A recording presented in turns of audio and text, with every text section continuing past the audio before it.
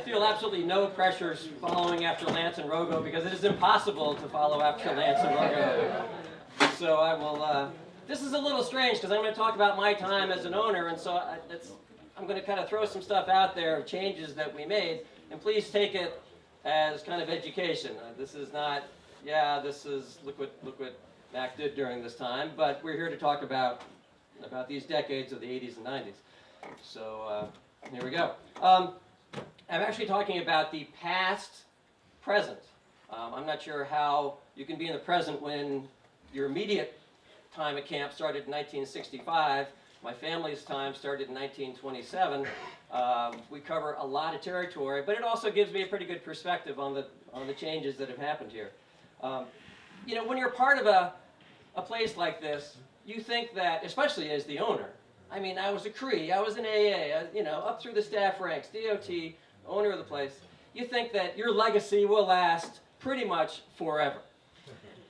I was wrong. And that all came to a crashing realization last month. I was over at our cottage on Cache Lake. Katie was over spending the day on a day off. And this Pathfinder trip comes paddling up. They knew that Katie was going to be there. And all these little Chippewas wanted to go see her. So they paddle up and, hey guys, how you doing? Where you going? What's up? So they get out there having lunch on my dock. And it starts to get a little gray. You know how weather changes very rapidly around here. The head man is kind of thinking, yeah, I think we could make it to head before anything comes in. Boom! Huge crack of lightning, bolt of thunder, everything. It's like, no, you're not going anywhere. The rain starts to fall, and it's just one of those classic Algonquin Park thunderstorms that rains to beat the band for 15 minutes. Come on, kids, let's go inside. So they're inside, and they're checking out all this memorabilia that I've got around the cabin. And this one kid who had been very chatty, very talkative, and we're sitting there, where'd you go to school and all that. And he's looking very contently at this picture on a wall of a canoe being made. And underneath the hull of the canoe are the names of many of you who contributed to the making of that canoe. And it was the canoe that was given to Ann and me as our going away gift in 1999. And the kid's looking at that saying, wow, that's really neat, you know. And then he looks at me and he says, so who are Mac and Ann?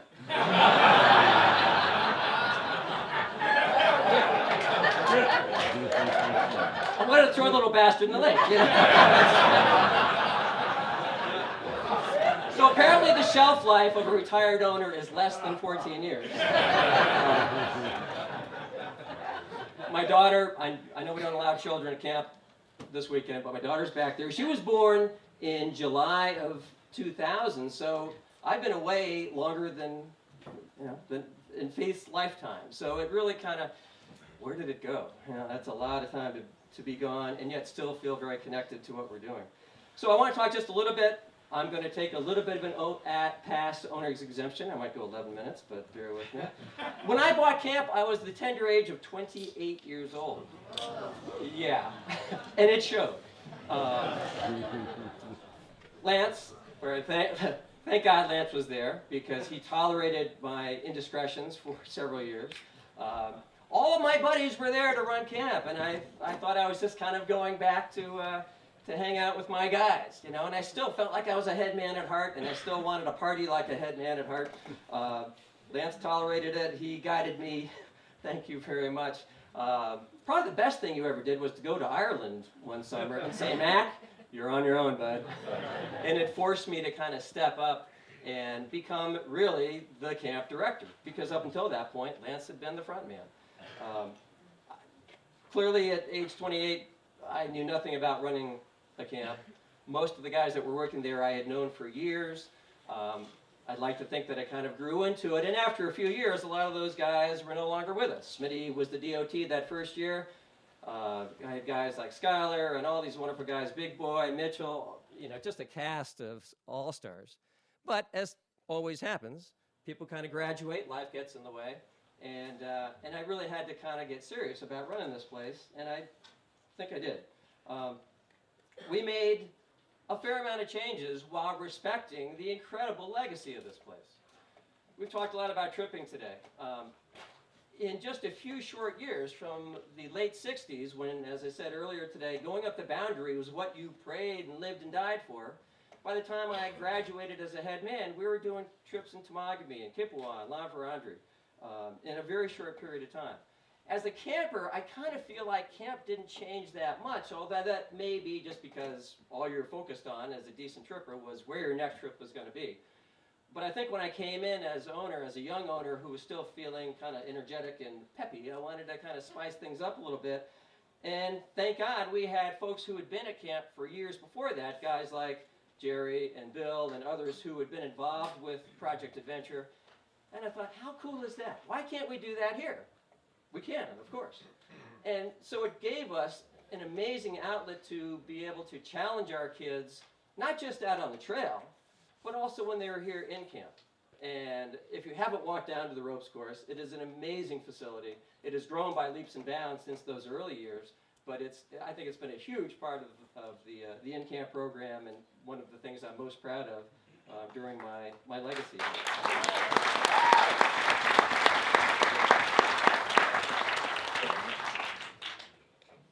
Sometimes if you have a brain in your head, you recognize that you don't know at all everything there is to know, but other people do if you take the best of the pieces that are out there. I'm so disappointed, as many of us are, that Brack isn't here with us today. But Chris Brackley introduced a way of approaching the great outdoors out off of this island or even on the island in a totally different way. Pathfinder was always, at least for me, was always point A to point B. And you're going over the portages and you're looking at that trail and you're paddling and you're trying to get to the next place as quick as you can. Brack brought this whole 180-degree different perspective. Here's an idea. Let's pick a spot on the shore someplace. How about over there? Okay. And take a group of kids out and see what's out there. And there's no point B. I mean, how cool is that? So it allowed kids to really focus on right there, what they were seeing, what they could learn about 100 yards back from shore. And if they didn't get more than 100 yards, that was fine. And I thought that was a really cool thing that, in the entire development of Earth lore through the years. And I was so incredibly impressed today to hear Catherine and other people talking about how that has just grown and grown and grown as a great in-camp program. So good for them.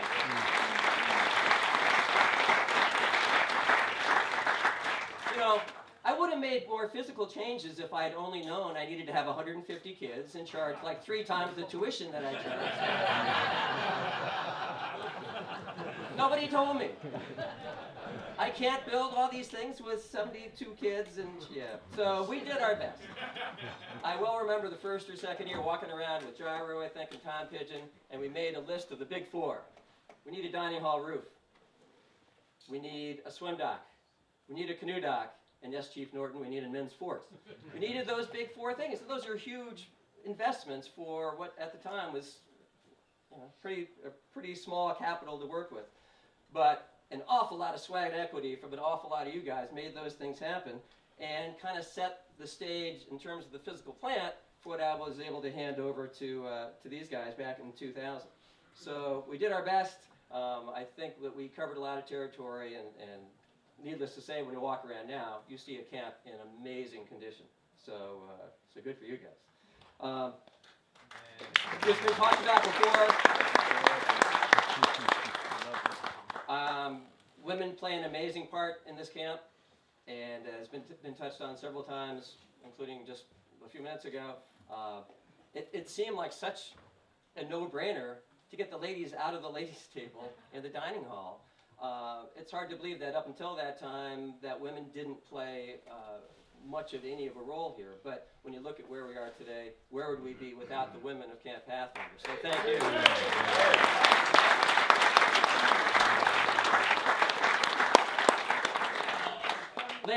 Lance mentioned hydro. It wasn't that controversial because you guys paid for it. I just decided to do it and hit everybody up, and that made a huge, made it possible to bring hydro. And I think the big concern was that it would creep tentacles out into all different areas of the island. And really that has not happened, and it's been only a positive as far as I'm concerned. So, no street lights, no, nothing that I don't think would bother any of our alumni who were here well before that time. So I think that was a good thing. Staff training. we dipped our toes into staff training, nothing like what goes on now, but guys like Carl Dench, Carl, are you here? I haven't seen him. Who would take headmen out and teach them how to actually shoot whitewater. What a novel thought, instead of just sending them down a river and saying, we didn't think of that in the 70s. Sure, you can do it. We didn't know what a draw was. Hey, remember the bow rudder? Those of you of a certain age remember how we used to rip your thumb off the gunnel putting a bow rudder in. A draw stroke? We never heard of a draw stroke. So that was, that certainly, to get the staff to a point where they really knew what they were doing, to work with the CITs. It was always assumed that if you're a camper here, of course you knew how to be a staff. And the most training we gave them was to have this Pavlovian response when we said, CITs, power crew, and have to go down and get the diesel or get a load of lumber or whatever. That didn't train them anything. So again, something that we just tried to kind of get started, and again, kudos to Slads and Glenn for where they have gone with that. Oh yeah, we started reunions. Yeah, that was a good idea.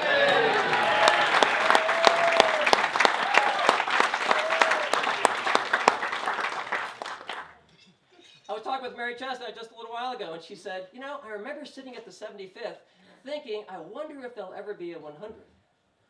And I had to confess, I said, I didn't, you know, that just seems like so far, not that I doubted the longevity of the institution, but it just, you know, when you're caught up in the moment, to think about life at camp beyond the next 10 minutes is pretty challenging. To think 25 years later, and here we are. Just of all the things that we did, this is right up there on the list of things that I'm most proud of. I can't not talk about trips. 1986, James Bay was as cool as it got for us. And that, raise your hand if you're an alumnus of 1986 Bay. Look at all those hands out there. We got a bunch of them. That trip had actually started during my winter planning of that. We were going to go out to Quetico. And I found out that it was really expensive to drive to Quetico. Little did I know that you guys could have flown like half a camper for the cost it would have taken me to get the trips out to Quetico. But in 86, again, funds were a little short. But the beauty of that trip, and the beauty of Pathfinder, is you kind of look back and you see this interesting connection. And I don't know if anybody here remembers, but after that trip came back, I had picked up the local Moosonee News, the little local newspaper up there, and there was an article about this village up in the bay that had been decimated by spring floods, and how they desperately needed money to rebuild their village. I came back and we talked to Chapel that last Sunday at camp, and I told everybody about that and said, if you're willing, if you're interested, why don't we help them out? It's people who we'd never heard of. You could barely find them on a map. The Pathfinder Braves got together. This was during a small camp. We sent Chief George a check for almost $1,000 to help him rebuild his town. And by the way, the name of that village was Winnisk. For those of you who are wondering, so what? The mega trips that went out this year to Winnisk. 27 years ago. We've had that connection there.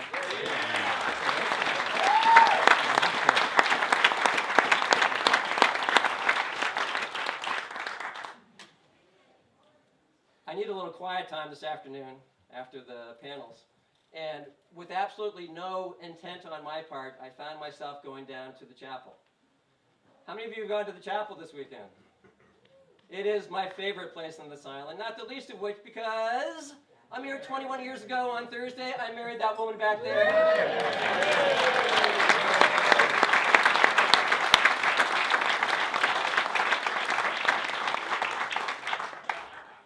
And was so supportive. A very little known fact, when I stood up to give my retirement speech at the 98th, Anne spoke before me, which was very unlike her, because Anne doesn't like to speak to big crowds.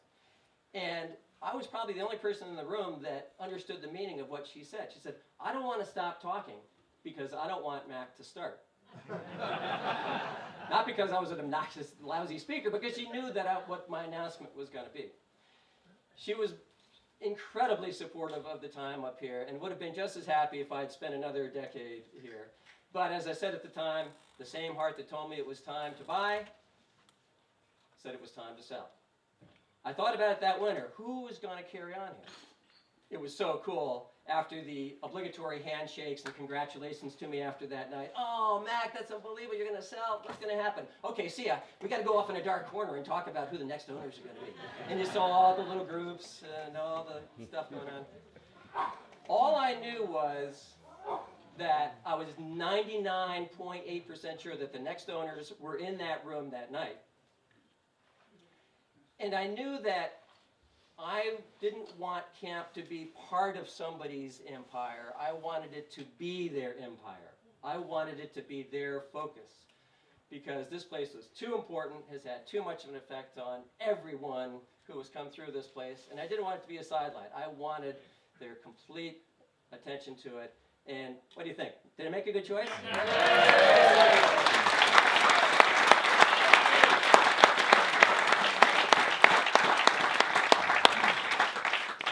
So that is my past present.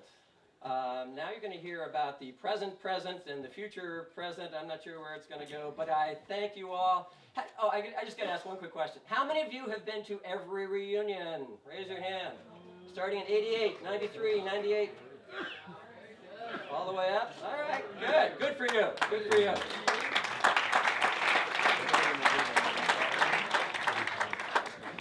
So thank you very much. Thank you for making the effort to come up here, for all that all of you have done for this camp, my camp, our camp.